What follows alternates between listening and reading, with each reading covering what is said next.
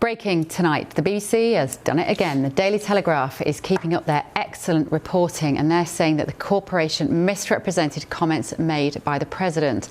An internal memo says that last year in November, Sarah Smith, the BBC's North America editor, reported that President Trump had been ratcheting up the violent rhetoric when talking about Liz Cheney, the daughter of former US Vice President Dick Cheney.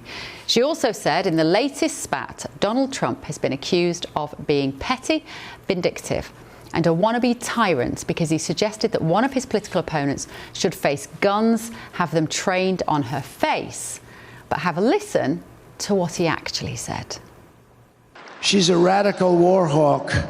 Let's put her with a rifle standing there with 9 barrels shooting at her, okay? Let's see how she feels about it. You know, when the guns are trained on her face.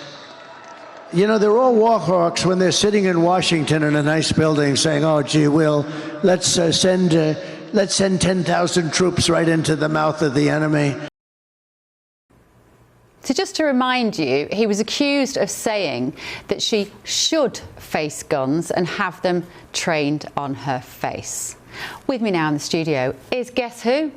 GB News colleague Tom Harwood is with us this evening. Tom, good to see you. And also political analyst Eric Ham. Eric, great to see you this evening. So, Tom, let's just talk about this BBC versus the White House story yet again. What's your response to it when you hear it? Well, this was covered by a lot of people at the time, and it looks like the BBC just didn't do their due diligence again. I mean, this is a political argument that Donald Trump was making for one of the most famous neoconservatives in the United States, someone who's supported wars in Iraq, supported intervention in Syria, for instance. And Trump was saying, look, if you're going to be saying we're going to send thousands of young men off to these war zones and we're going to have Americans face guns trained on their face, isn't it interesting that the politicians never want to go to those same war zones and have the guns trained on their face? That was the rhetoric he was using.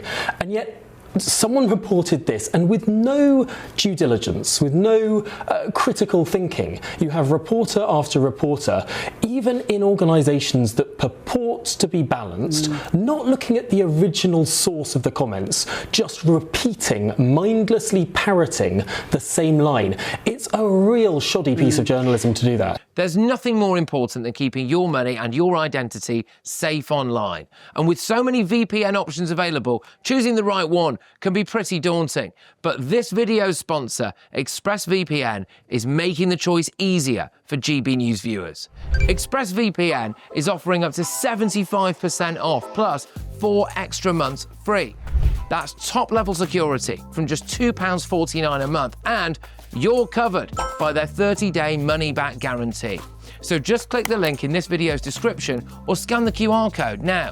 Remember, when you're online, you are often sharing personal data, so hackers can steal your information, your passwords, your photos, and your bank details in just seconds. But ExpressVPN encrypts your connection, making it virtually impossible for hackers to access your personal information. So why choose ExpressVPN? Well, it couldn't be easier to use. With just one click, you are protected. And ExpressVPN uses military-grade AES 256 encryption, which is the same standard trusted by the US government to guard their classified information. With their new tiered plans, you can protect up to 14 devices at once and manage passwords securely.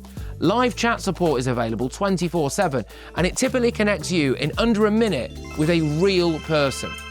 Click the link in this video's description or scan the QR code to get up to 75% off ExpressVPN, plus 4 months extra for free. Start protecting yourself today with ExpressVPN. And it just shows, Eric, doesn't it, that these journalists, when it comes to Donald Trump, whether it was term 1, term 2, any other time in between, it doesn't really matter what you say because nobody likes him anyway. We're just going to slightly lubricate the truth here and no one's going to notice. Well, While that, I think, might be true, I think journalists need and should be held to a higher standard, and irrespective of what they think of President Trump, that's where your professionalism comes in, quite frankly. You have to be able to parse and actually provide the nuance.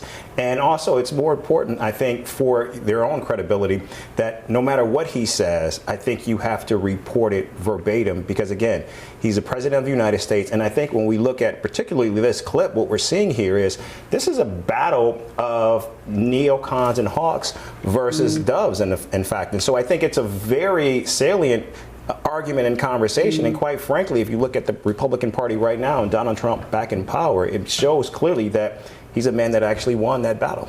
And it really highlights, Tom, for me, the difference between the British media and the American media, this story, because as you know, when you spend time in America, you turn on one channel and it's incredibly right-wing, you turn on the other channel, it's incredibly left-wing, to use those old-fashioned terms. Whereas in the UK, we have to be held to higher standards, and we are held to higher news standards of impartiality. And I don't think that's a bad thing, incidentally.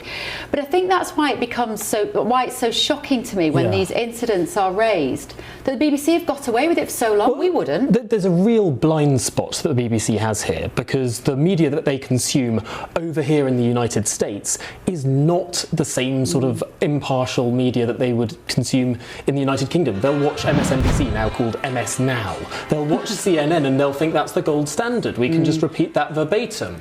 But they can't repeat that verbatim. They've got to do the extra hard yards. They've got to do their own independent research into what has actually been said. And I think this is just lazy journalism, plain and simple. And a bit of Trump derangement syndrome. It's almost like that journalist at the BBC has heard him talk about guns. You know, she's sort of paraphrasing in a way, like, it'll be okay. What was her name? Sarah Smith.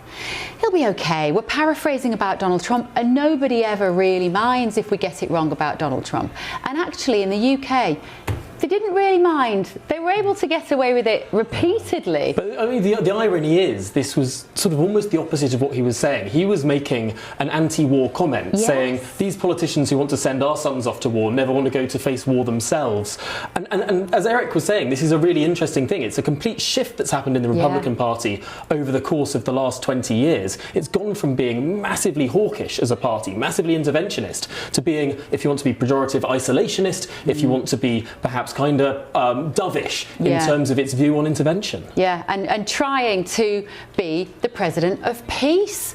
I think he'll take it very personally again, this particular slight, Eric, don't you? Because the BBC issue has gone quite quiet over the January the 6th riots and the editing of that. We don't know what's being said behind closed doors between lawyers representing President Trump and lawyers representing the BBC at the moment. But this will not help, because what they're accusing him of here is exactly what Tom said, of being more hawkish, and he's trying so hard to be the president of peace. I mean, we saw him get the inaugural World Cup Peace Prize from FIFA on Friday, which was a little weird, to say the least. Can I just say, when you mentioned FIFA, amazingly, he wants to rename soccer football.